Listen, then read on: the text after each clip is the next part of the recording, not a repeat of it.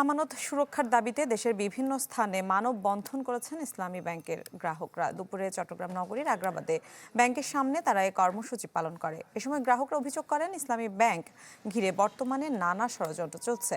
সরকার S Alam গ্রুপের হাতে আবারও ব্যাংকটি তুলে দেওয়ার জন্য একজন বিতর্কিত ব্যক্তিকে চেয়ারম্যান নিয়োগ দিয়েছে। এতে করে আমানত নিয়ে গ্রাহকরা উদ্বিগ্ন। তাই নতুন চেয়ারম্যানের নিয়োগ বাতিলের দাবি জানিয়ে তারা হুঁশিয়ারি দেন, না হলে কঠোর আন্দোলনে যাবেন তারা।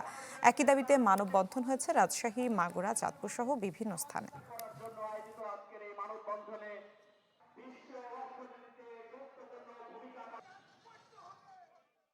তাদের উদ্দেশ্য হচ্ছে ব্যাংকটিকে ধ্বংস করার জন্য।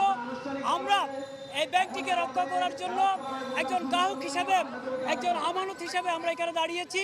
সেই আওয়ামী লীগের সেই ফ্যাসিস্টের প্রেতাত্মাদেরকে নিয়ে আবারও ইসলামী ব্যাংকে লুটপাট করার জন্য একটি পায়তারা করছে। এই টাকাগুলো কার? আমাদের টাকা, এই দেশের জনগণের টাকা।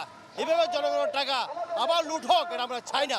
সেই যে আমরা এখানে প্রতিরোধ করতে প্রয়োজন আমরা সবাই একসাথে মিলে জীবন দিয়ে হলো এই আমাদেরকে আমরা রক্ষা করবো ইনশাআল্লাহ।